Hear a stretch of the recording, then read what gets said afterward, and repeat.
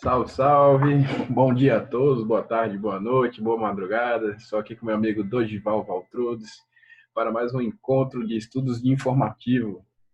Esses encontros têm sido muito proveitosos no estudo de informativos e, consequentemente, para estudo para concursos públicos e para a carreira profissional, seja na advocacia ou estudos de uma forma geral.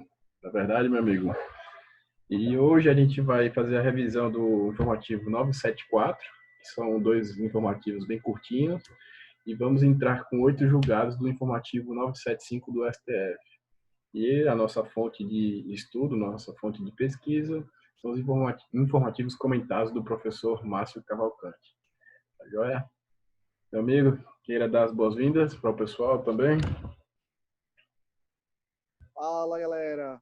Bem-vindos, bem-vindas mais uma vez a esse encontro. É sempre um prazer a gente dividir um pouquinho as nossas impressões sobre os informativos e aperfeiçoar os estudos aí, todo mundo. Vamos embora.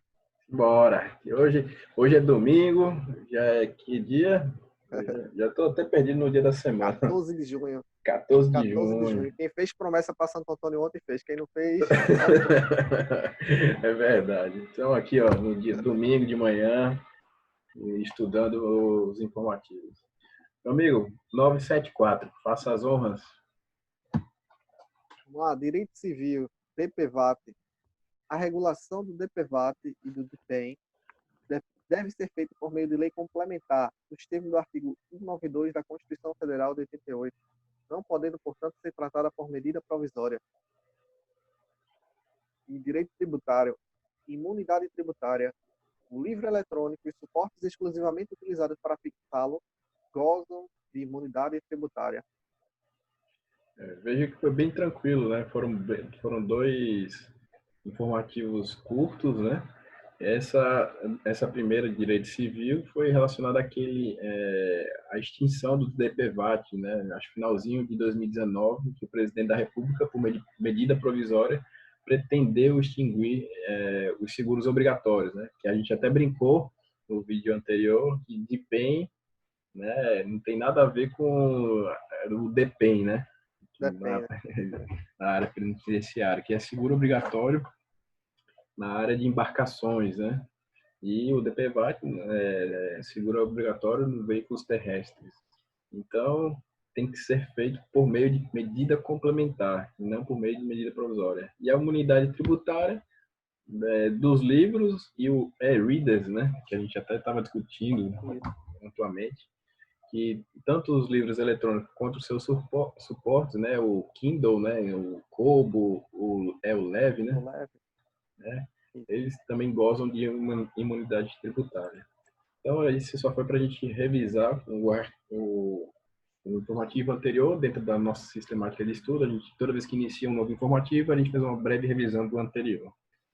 E entrando propriamente no informativo 975, que são 8 julgados, e aí a gente vai ter uma discussão bastante interessante, né, na área de direito constitucional, ambiental, competência do Ministério Público, da advocacia pública, vai ser muito interessante, né?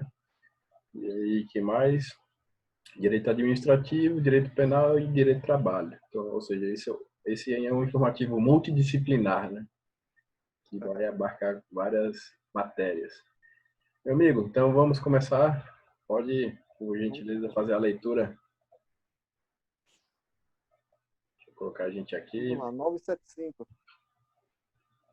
975. Vamos lá, primeiro julgado, direito constitucional. Direitos e garantias fundamentais. É cabível, em tese, ADO pedindo ação direta de inconstitucionalidade por omissão, pedindo a instituição de pagamento de valor mínimo em favor dos mais necessitados durante a situação de calamidade pública decorrente da pandemia, no início da pandemia decorrente do Covid, foi proposta a DO pedindo que o presidente da República e presidente da Câmara e Senado editassem lei instituindo o pagamento de valor mínimo em favor dos mais necessitados, a fim de assegurar a alimentação, o mínimo existencial e a dignidade da pessoa humana. Alguns dias após o ajuizamento, foi publicada a Lei 13.982, que criou um benefício semelhante ao que se pretendia. A Lei 13.982 institui o auxílio emergencial, um benefício no valor de R$ 600 por mês, pago pela União, a trabalhadores informais, microempreendedores, autônomos e desempregados, e que tem por objetivo fornecer a proteção emergencial pelo prazo de 3 meses às pessoas que perderam a sua renda em virtude da crise causada pelo coronavírus. Diante disso, o STF decidiu conhecer da ação, significa o STF entendeu que ser cabível, em tese, a ação direta de inconstitucionalidade por omissão para discutir o tema. Então, aí vai a primeira observação, né? Ficar bem atento a esse conhecimento da ação pelo STF, né? O STF, quando o STF conheceu a ação, ele disse, olha, esse tema, essa tese, ela pode ser encampada aqui na Suprema Corte, né? Letra B, mas quanto ao mérito, julgar o pedido prejudicado, uma vez que foi aprovado o auxílio emergencial e, consequentemente, foi satisfeito o objeto da ADO. Essa decisão foi a decisão do plenário. E é importante salientar, nesse segundo aspecto, que a ação direta de inconstitucionalidade por omissão, ela tem como objetivo principal sanar uma omissão legislativa ou constitucional, né? Ela serve para suprir a inércia do legislador em determinada matéria que afeta a vida das pessoas, né? Que a vida constitucional das pessoas. E os princípios enfocados aqui foram, como foi dito, são a alimentação, que é um direito fundamental, mínimo existencial, que é outro direito fundamental não escrito, porque ele está subentendido no princípio da dignidade humana, né? E o princípio da dignidade da pessoa humana, que é um princípio expresso, né? Então é isso. Chung, passa a palavra. Nada, meu amigo, você já explicou muito bem. Esse julgado é bem curtinho, né? Como vocês podem ver. No caso, o STF conheceu da ação e julgou prejudicado em razão da Lei 13.982 de 2020, que tratou da matéria. A única questão é que aqui pedia durante R$ 300 por pessoa, né, na ação direta de inconstitucionalidade por 6 meses, e a lei promulgou com um valor de R$ 600 por 3 meses, né? E me parece que tá tramitando essa prorrogação desse auxílio, né? Acho que por mais 2 meses, se não me engano. Salvo engano, já teve decisão ontem, né? Já teve edição nova de lei fazendo aprovando, né? Teve aprovação já ontem, prorrogando por mais 3 meses. O interessante que você bem mencionou são os princípios, né? Que visa assegurar a alimentação, mínimo existencial e a dignidade da pessoa humana. Né? É um princípio que está bastante em voga, né? Um princípio basilar da Constituição e da dignidade da pessoa humana. Então, acho que esse está tranquilo. Vamos para o próximo. Pode fazer a leitura. Acesso à informação é inconstitucional o artigo 6b da Lei 13.979, incluído pela MP 928, porque ele impõe uma série de restrições ao livre acesso do cidadão a informações. O artigo 6b não estabelece situações excepcionais e concretas e impeditivas ao acesso à informação. Pelo contrário, transforma a regra constitucional de publicidade e transparência em exceção, invertendo a finalidade da proteção constitucional ao livre acesso das informações de toda a sociedade. Questão do plenário, ADI 6351. Pode continuar, em um bala, e fazer os comentários. Ótimo. Então, essa ação direta de inconstitucionalidade foi muito questionada, foi muito discutida, na verdade, aqui no nosso dia a dia, né, nas últimas semanas. Por quê? Porque havia ela impôs uma restrição, um sigilo aos trâmites e às decisões, né, e gastos relativos à compra de medicamentos e insumos. Só que, como o STF sublinhou, o princípio da publicidade, além de ser um princípio expresso na Constituição, né, no artigo 37, acho que talvez os princípios mais famosos, né, da administração pública, que são legalidade, impessoalidade, moralidade, publicidade e eficiência, o famoso link, ele é um dos princípios basilares, né, da administração pública. E essa transparência, ela se dá por quê? De acordo com o princípio da...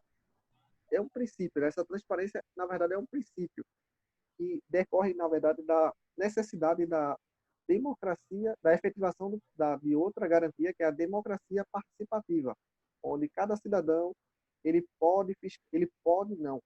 deve fiscalizar, né, não como gastam o administrador público, como é que o dinheiro dos seus impostos está sendo gasto, está sendo investido, né? E ferir esse acesso à informação, ele, na verdade, ele impediria o exercício desse princípio democrático, né? Ademais, foi sublinhado pelos ministros durante a discussão, né, e sobretudo o ministro Barroso, que a lei de acesso à informação, ela já previa algumas situações expressamente em que não se exigiria publicidade de determinadas decisões.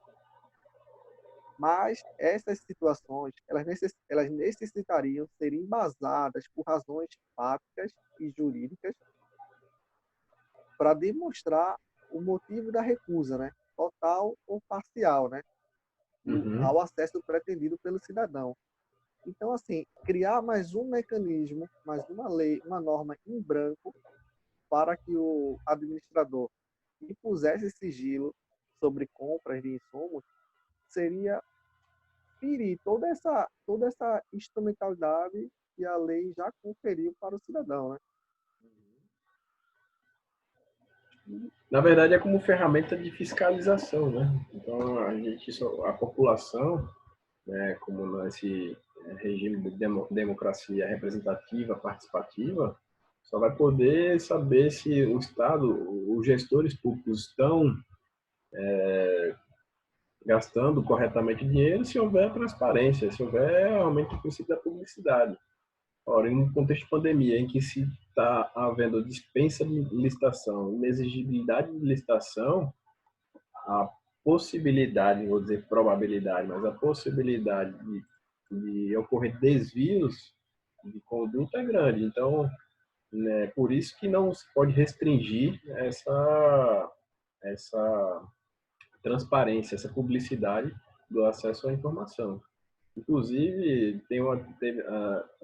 se discutiu bastante, né, na possibilidade do governo omitir o número de mortos, né, até então, e o número de casos, né. Tanto que o presidente e a emissora de televisão ficou no embate, né, o tempo todo. Sim. Tanto que houve uma outra MP e quando chegou no Congresso Nacional, o Congresso Nacional devolveu o MP por considerar inconstitucional, né? Então, são princípios basilares que não podem ser afastados, né? E aí vamos dar um salve aí para o Congresso, né, que está atuando aí de forma firme, independente, Sim. né? Apesar das divergências Sim. entre alguns membros e tal, a gente realmente não pode deixar de lembrar que essas divergências são comuns na vida nacional, sobretudo na vida democrática, e elas são até salutares, né? O que não pode haver é uma intimidação de um poder para o outro, né? A gente Perfeito. precisa dos poderes funcionando para que eles se fiscalizem, né? Independente e harmônicos entre si, né? Como diz o mandamento constitucional. Isso. Maravilha. Vamos para o próximo. Competências legislativas. Vamos lá, competência. Pode ir lá. É constitucional lei estadual que proíbe a utilização de animais para desenvolvimento, experimentos e testes de produtos cosméticos. A proteção da fauna é matéria de competência legislativa concorrente, artigo 24, inciso 6 da Constituição Federal. A Lei Federal 11.794 de 2008 possui natureza permissiva autorizando a utilização de animais em atividades de ensino e pesquisas científicas, desde que sejam observadas algumas condições relacionadas aos procedimentos adotados que visam evitar ou atenuar o sofrimento dos animais. Mesmo que o tema tenha sido tratado de forma mais restrita pela lei estadual, isso não se mostra inconstitucional, porque, em princípio, é possível que estados editem normas mais protetivas ao meio ambiente, com fundamento em suas peculiaridades regionais e na preponderância do seu interesse, conforme o caso. Maravilha. Ah, Pode, né? pode Pode comentar. começar, pode começar. Não, nesse caso aqui foi, Aqui, eu disse. Pode falar. não, pode. Não, aqui é só, eu só ia lembrar o seguinte. Vamos lá, vamos ver a situação. O estado do Amazonas editou uma lei estadual proibindo a utilização de animais para o desenvolvimento de experimentos de teste de produtos cosméticos, higiene pessoal, perfumes e seus componentes utilizando animais. A Associação Brasileira de Indústria de Higiene, ela entrou então com uma ação direta de inconstitucionalidade, alegando que essa lei ela feria norma constitucional e afrontava uma lei federal, a 11.794, que já tinha regulamentado a matéria. Mas aí só salientando, a lei federal, como se trata de matéria de competência concorrente, a gente tem que sempre lembrar, lei federal em matéria concorrente edita as normas gerais. Isto Isso. é, elas fazem a regulação de como deve funcionar tal regulamento, né, tal permissibilidade, tal autorização, mas elas não retiram a competência dos estados de, de legislar naquilo em que elas foram omissas ou naquilo que eles são contrários, né? E essa contrariedade de uma lei para outra, ela não pode ser vista como ilegalidade ou como inconstitucionalidade. Na verdade, ela é normal, né? Inclusive, a Constituição já prevê que a lei geral ela vai vigorar naquilo que não for contrária à lei estadual, que tem a previsão de adaptar aquela regulamentação à vida do Estado, né? Aos seus costumes. Então, assim, essa previsão aqui, essa restrição feita pela lei estadual, ela não fere a lei federal. Ela apenas explicita que para aquele determinado estado, aquele determinado município, aquela disposição geral não se aplica, ela não serve, né? E aí, nesse sentido, foi a decisão, né, do STF, que julgou improcedente o pedido e declarou-se, olha, não tem nenhuma inconstitucionalidade, a lei aqui é constitucional, né?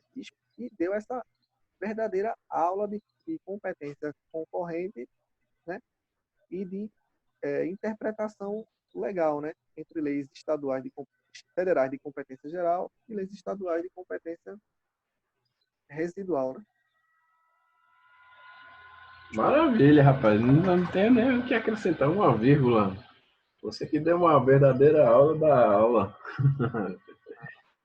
Então, assim, para não ficar dúvidas, é constitucional a lei estadual que proíba a utilização de animais, desenvolvimento, experimentos, testes de produtos cosméticos, de higiene pessoal, perfumes e seus componentes. Na verdade, visa proteger os animais, né? Então, como é uma norma mais específica, não haveria essa inconstitucionalidade. Eu estou bastante satisfeito com seus comentários, meu amigo.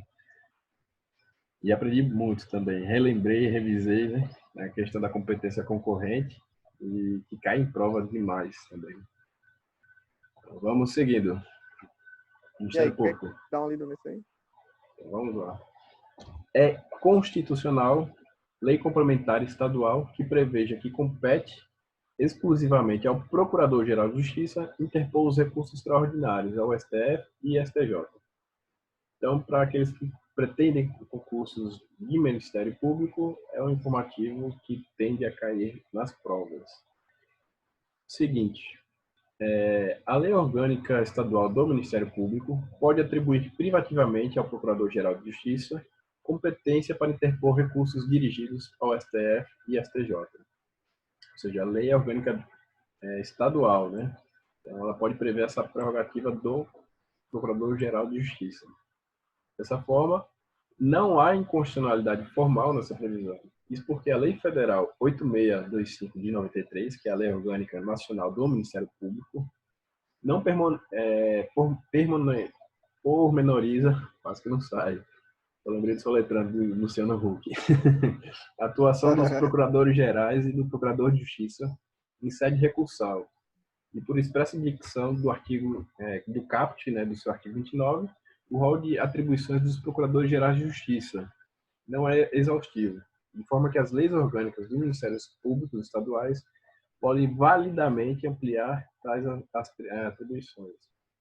Além disso, não há ofensa aos princípios do promotor natural e da independência funcional dos membros do parquê, uma vez que se trata de mera divisão de atribuições dentro do Ministério Público Estadual, veiculada por meio de lei, e não se possibilita a ingerência do Procurador-Geral de Justiça nas atividades dos Procuradores de Justiça, que conservam a plena autonomia no exercício dos seus mistérios legais. Então, veja que é uma decisão do plenário também, e recentíssima decisão de agora, de abril de 2020, né? Que foi de uma lei orgânica do Ministério Público do Rio Grande do Norte. Então, meu amigo, você que tem o poder da oratória brilhante, faça por gentileza nos comentários. Então, como já foi salientado aí por tu, né, na leitura do extratozinho aí do informativo, realmente, a gente tem que só lembrar o seguinte, que a previsão lá constitucional, a previsão lá, na verdade, da Constituição lá, tá entendendo? Ela somente diz assim, olha, sobre a organização do Ministério Público da União, do Ministério Público dos Estados, as leis que regem têm que ser de iniciativa, né, privativa, né, desses membros, né. Então, assim, uma vez que um membro, né, tomou a iniciativa lá, né, de apresentar o projeto de lei, né, fazendo só essa regulamentação, que na verdade é isso, ele não conferiu nova atribuição a si. Ele fez uma regulamentação apenas, né, sobre a questão, sobre a atividade dos promotores de justiça no Estado. Assim, realmente respeitando lá a Lei Complementar 75, que fala sobre, no artigo 128, sobre a iniciativa do projeto de lei, né, que deve ser procurador da República, que não pormenoriza, né, a atuação dos procuradores, né, e ao não pormenorizar a atuação dos procuradores, elas permitem, né, que as procuradorias estaduais elas tenham certa autonomia para fazer a divisão de tarefas e atribuições, né? E aí essa previsão, né, de que elas se organizem por lei orgânicas próprias, né, permitem realmente essa divisão de tarefas, né, tornando constitucional tal previsão, né? Como falou aí, como foi falado também aí, não ferindo nenhum princípio do promotor natural, né? Também não afrontando Constituição, não afrontando lei federal, né? Lembrando também que além do princípio do promotor natural do Ministério Público, é comum também a gente falar em princípio da unicidade, né? Esse princípio da unicidade no Ministério Público, ele vai lembrar o seguinte, diz assim, olha, no processo, a atuação do Ministério Público, como Ministério Público do, vamos lá, do Rio Grande do Norte, né? O Ministério Público de Parnamirim atuando no processo, sendo substituído pela Procuradoria-Geral do Estado do Rio Grande do Norte no processo, e posteriormente no STJ, no STF, pelo Ministério Público Federal, não vai afrontar o princípio da unicidade, porque é a mesma instituição, né? Travestida em outros, em outros, não em outros órgãos, mas travestidas em outros trajes, né? Mas é a mesma instituição, né? Então, por isso não violaria, né? E eu só sublinharia o seguinte, que ainda que o Procurador-Geral de Justiça quisesse ir no STF defender a sua tese ou de recurso extraordinário, ou no STJ defender a sua tese de recurso especial, isso era perfeitamente possível, né? Porque não há essa restrição, né, federal, né? Essa divisão entre Ministério Público Estadual, Ministério Público Federal, Ministério Público do Trabalho, é uma divisão meramente organizacional, administrativa, né? Não é nada impeditivo, né? E aí eu só tenho isso a sublinhar, né? Perfeito.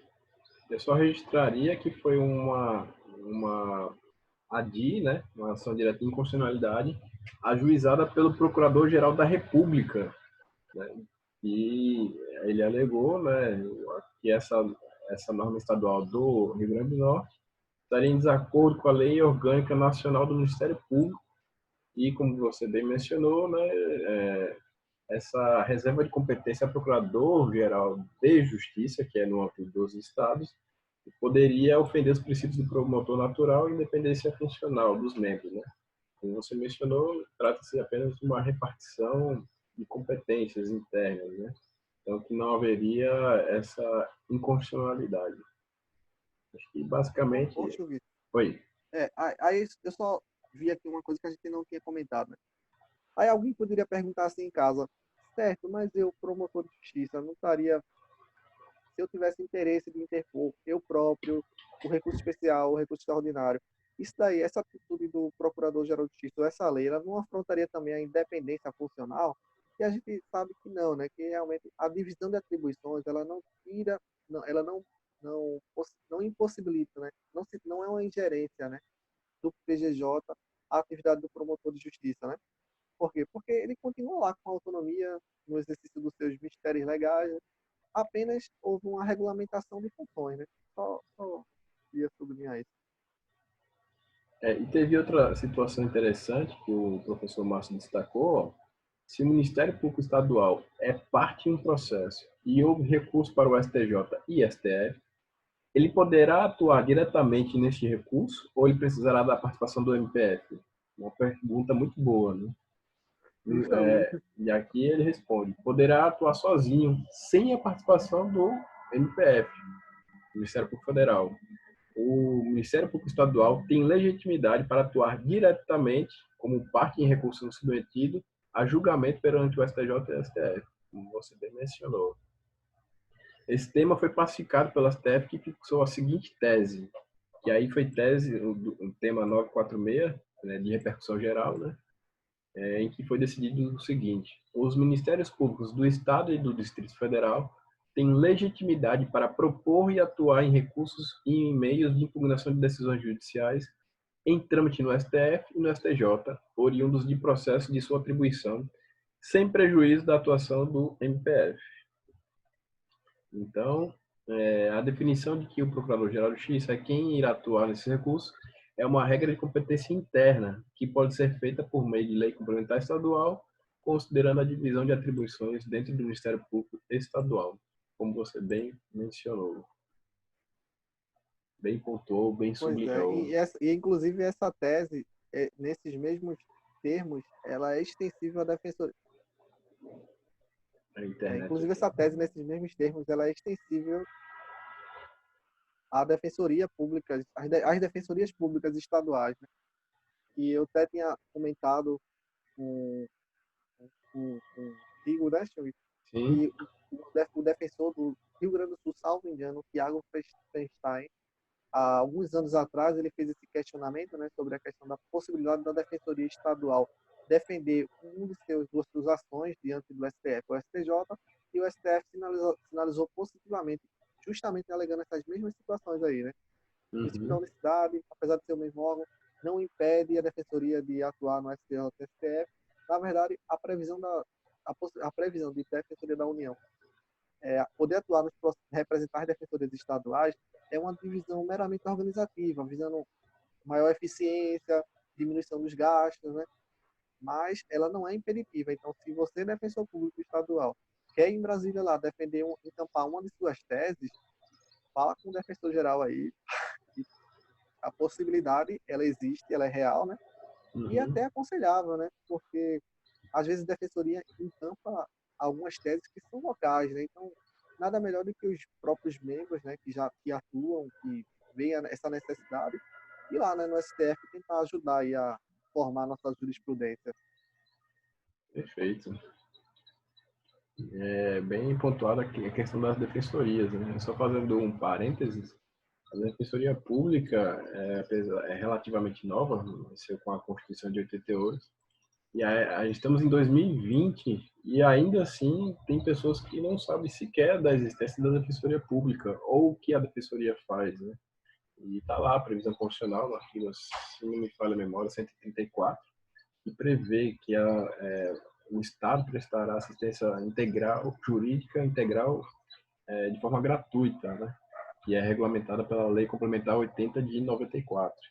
Então, goza de autonomia funcional e independência administrativa também. Então é isso, meu amigo. Vamos fazer, já esse vídeo acho que está ficando um pouco grande, né? Vamos fazer um intervalo e a gente vai seguir no próximo vídeo com a parte 2, tá joia? Valeu, pessoal. Até já.